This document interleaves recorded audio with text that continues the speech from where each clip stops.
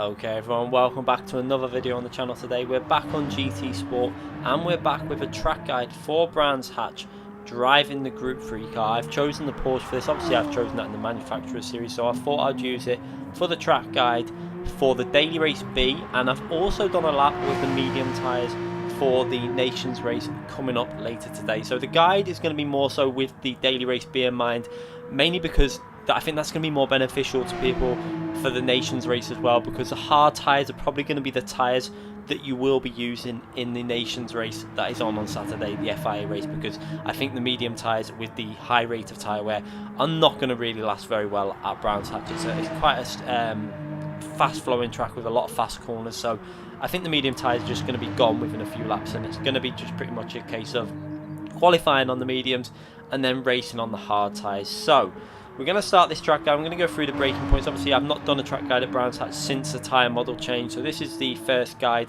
based on the new tyre model. So starting your lap, you're going to have to try and make sure you get a nice clean exit from the final corner, obviously, to start your lap, to make sure you're carrying the most amount of speed over the start finishing line.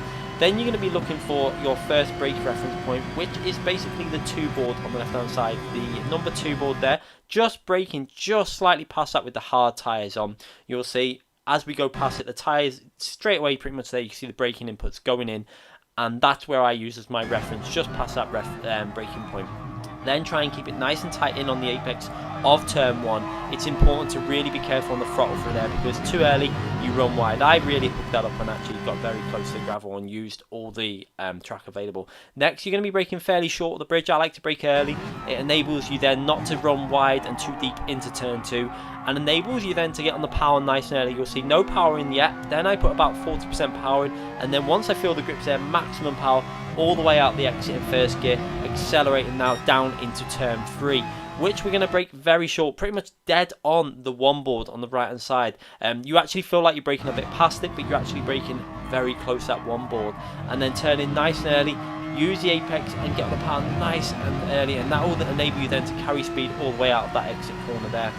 And then braking again very much, you're braking dead on that 1 board. That is my reference point that I use, and you're aiming to get a very narrow entry into this corner. I don't like to go too wide on this corner. Some people do like to go wide. I like to keep it fairly close to the apex and then not carry as much speed on the initial part, but then get on the power a little bit earlier. That's how I do this track. I've always done that on project cars, a set of course, at every game. It's just my way of doing that line. There are people that prefer to go deeper into that corner and then cut back a bit, but there's benefits to each way of doing it. Then the next braking point, you can see I brake pretty much in between the number 2 board and the number 1 board, and again down into 3rd gear. I like to go 3rd gear with the Porsche because it gives higher revs, and then that enables you then to really stamp on the power like I have done there, and it kicks the rear out a bit and enables you to carry a really high speed for the corner. You can see pretty much judging that to perfection, not running too wide. And then the next braking point, a little bit closer to the 2, but again in between the 2 and the 1, but a little bit closer to the 2 really.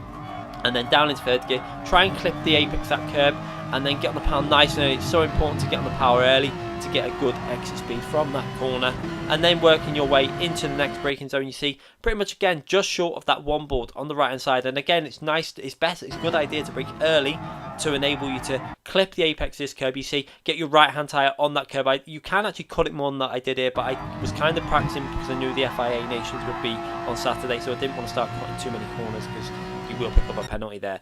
Next braking point, again short of the 1 board. I prefer to brake short because braking earlier gives you better exit speed. Exit speed is always more important than mid corner apex speed, etc. So try and hit that corner nice and early, hit the apex nicely, and then you're working your way into the final corner now, which again is a very important corner because you want to brake late, but you don't want to brake too late that it compromises your speed through the corner. So you see fairly early on the braking there, just before the 1 board again there on the left hand side, and try and get as close to this curb without hitting it, because if you hit that curb it can unsettle the car.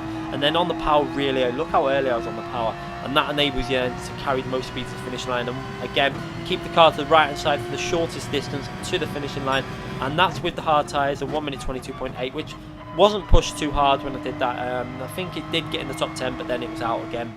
I can get that down to a 22.6. We'll have a little look at the lap from the chase camera now with the hard tyres on, and then I'm going to just show you, without going too in depth on the braking points, I'm going to show you the difference with the medium tyres on, what that actually does. as obviously with the medium tyres on, they are going to give you that little bit of extra braking performance where you can extend these braking zones just a fraction. You don't want to take the braking too deep into the corners because you don't want to compromise your exit speed off these corners, but you can brake a little bit later and also get on the power that fraction earlier with the softer compound, the medium tyres on. One thing, obviously, they're not going to be durable, so I think it's just going to be a case of preserving them on your outlap in qualifying and then going for that one lap in qualifying, and then that's all you're going to be using them soft medium tyres for. So as you can see there, this lap it was running okay, using all the tracks, and you're really going to see the lap I did with the medium tyres. I jumped on last night after I'd done the most part of this video in terms of the lap and stuff. I thought I want to add the medium lap in there just to show you the difference, because I think it's important for the FIA Nations race to show you where you can gain that little few tenths out of the tyres each corner in terms of for qualifying, because there is a big difference in performance at Brands Hatch. Brands Hatch is all about very fast corners and exit speeds and stuff like that, so the gains for a short track off the tyre compound being changed to mediums is fairly is quite a drastic difference. You'll see now as we watch the lap with the medium tyres, you're going to see the first point, the braking reference into turn 1 is a little bit deeper. You can see normally we're braking on that number 2 board there, we're braking quite a bit past that now.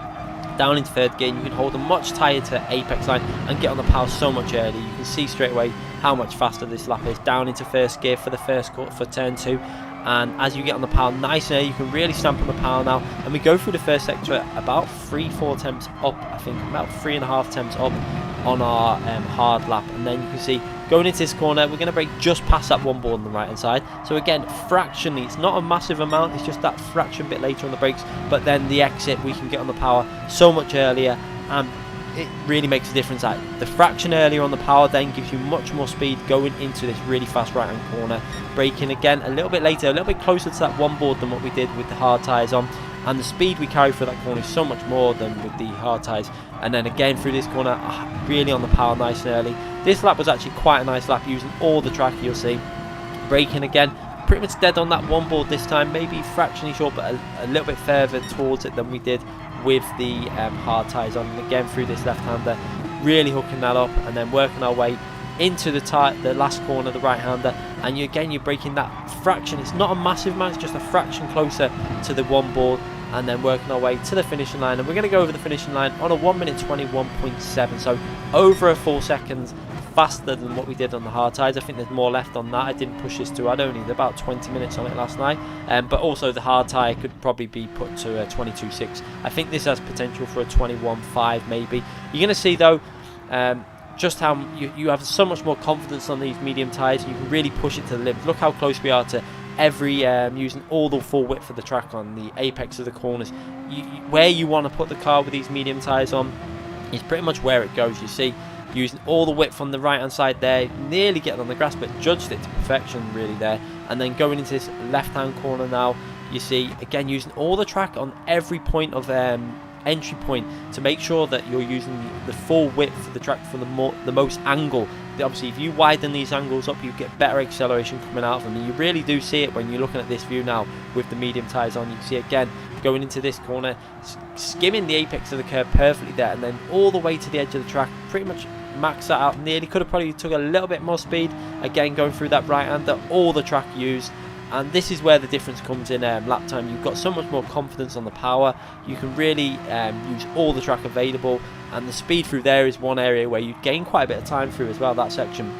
I noticed that I was going about 3-4 miles per hour faster going into the braking zone because I just could carry so much more speed. So I really did enjoy driving these medium tyres. It did really bring the car to life. And again on the exit there, using all the track, and that actually put me, I think it was into P2 in the top 10 stars in the nations.